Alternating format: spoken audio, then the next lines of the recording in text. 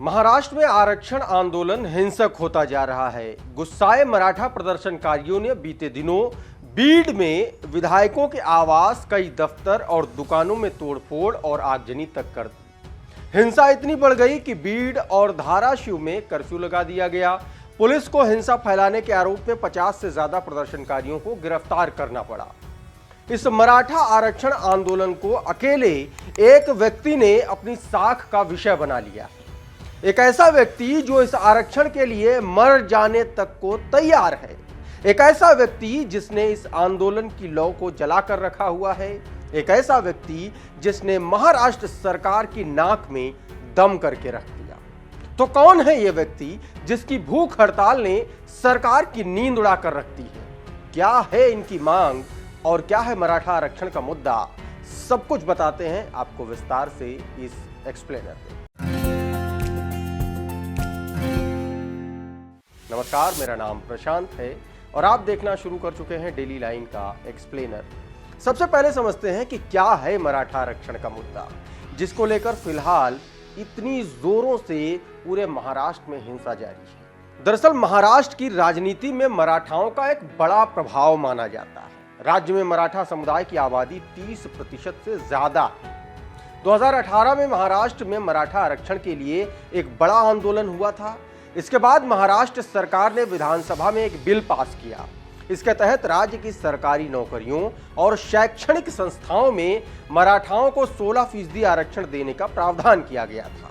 इस बिल के खिलाफ मेडिकल छात्र बॉम्बे हाईकोर्ट चले गए। हाईकोर्ट ने आरक्षण को रद्द तो नहीं किया, लेकिन 17 जून 2019 को अपने एक फैसले में इसे घटाकर शिक्षण संस्थानों में 12% और सरकारी नौकरियों में 13% कर दिया। हाईकोर्ट ने कहा कि अपवाद के तौर पर 50% आरक्षण की सीमा पार की जा सकती है। इस फैसले को सुप्रीम कोर्ट में उसके बाद चुनौती दी गई थी। 2021 में सुप्रीम कोर्ट ने मराठा आरक्षण के फैसले को असंवैधानिक बताते हुए रद्द कर दिया। चलिए अब आपको बताते हैं कि ये मनोज जारंगे कौन है और इनकी मांग क्या है। महाराष्ट्र में मराठा आरक्षण की मांग पिछले कई दशकों से उठती आई है, लेकिन इस ताजा आंदोलन के केंद्र में 41 साल के मनोज जरांगे हैं। महाराष्ट्र के मराठा समुदाय के नेता मनोज जरांगे पाटिल की अगुवाई में आरक्षण की मांग इन दिनों तेजी से बढ़ रही है। मनोज जरांगे पाटिल महाराष्ट्र के बीड के रहने वाले हैं। यहाँ छोटे से गांव मातोरी गांव में उनका जन्म हुआ था। बाद में नौकरी के चक्कर में वो बीड से जालना के अंबाद में आकर बस गए।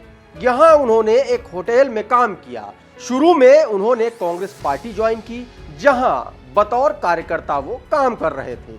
मनोज जरांगे देखने में बहुत दुबले पतले हैं, बहुत साधारण और सामान्य से व्यक्ति दिखते हैं। मनोज जरांगे लंबे समय से मराठा आंदोलन से जुड़े भी रहे हैं। उन्होंने 2010 में 12वीं पास की और उसके बाद ही पढ़ाई अपनी उन्होंने छोड़ दी। पढ़ाई छोड़कर वो मराठा आंदोलन से सीधे तौर पर और सक्रिय तौर पर जुड़ गए। बाद में उन्होंने मराठा समुदाय के लिए शिवोबा के नाम से एक संगठन बनाया। जरांगे ने 2011 से अब तक आरक्षण के लिए 35 बार विरोध प्रदर्शन किया है। मनोज जरांगे को मराठा आरक्षण आंदोलन का एक बड़ा चेहरा माना जाता है। मराठवाड़ा इलाके में उनका बहुत ज्यादा सम्मान है और ये वही इलाका है जो मराठाओं में डोमिनेंट है, मराठा डोमिनेंट एरिया है। और यहां से लोगों की, पॉलिटिकल पार्टीज की नेताओं की जीत हार तय होती है, महाराष्ट्र की पॉलिटिक्स तय होती है। 2016 से 2018 तक जालना में मराठा आरक्षण आंदोलन का नेतृत्व भी मनोज जारंगे ने ही किया था। यहां तक कि यह भी कहा जाता है कि जरांगे ने मराठा आरक्षण के आंदोलन में फंड इकट्ठा करने के लिए अपनी जमीन तक बेच दी। मनोज जरांगे के परिवार में उनके माता पिता हैं, उनकी पत्नी है, 3 भाई और 4 बच्चे हैं। मनोज की पारिवारिक और आर्थिक स्थिति बहुत ज्यादा अच्छी नहीं है, बेहद सामान्य परिवार से आते हैं, लेकिन वो अपनी मराठा आंदोलन की मुहिम को परिवार से ज्यादा महत्व देते हैं।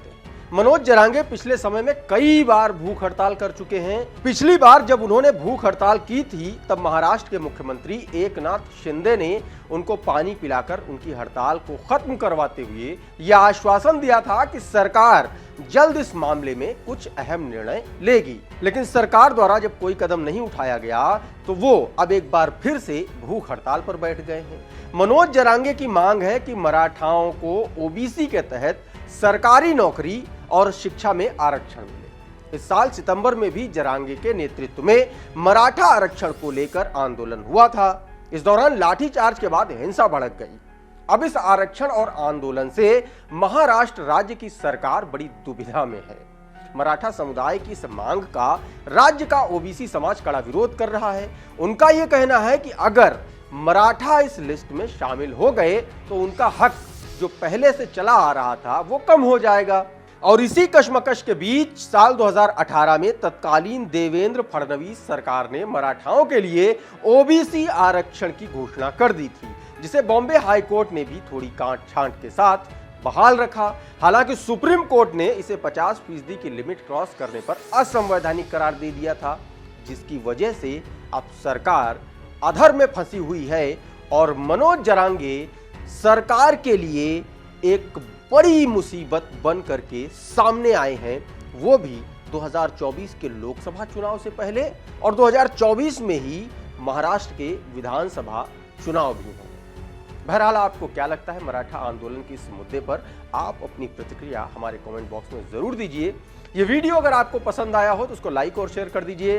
ये वीडियो अगर आप हमारे फेसबुक पेज पर देख रहे हैं तो हमें फॉलो कर लीजिए, और अगर ये वीडियो हमारे यूट्यूब चैनल पर देख रहे हैं तो हमें सब्सक्राइब कर लीजिए, बेल आइकन भी दबा दीजिए। हमारे प्लेटफॉर्म का नाम है डेली लाइन।